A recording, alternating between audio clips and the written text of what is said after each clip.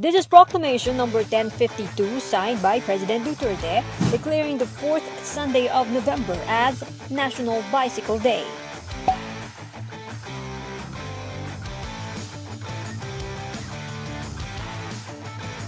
Duterte ordered the Department of Environment and Natural Resources to lead the annual event.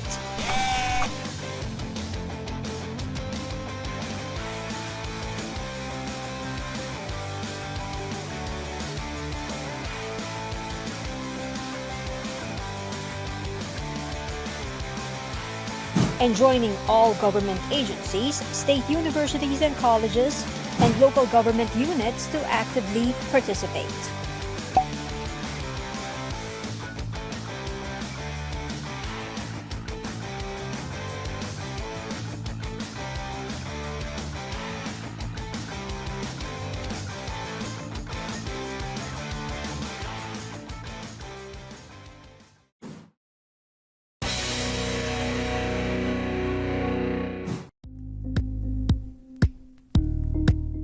Thank you for watching Politiko TV. Please like and subscribe to our channel for more videos.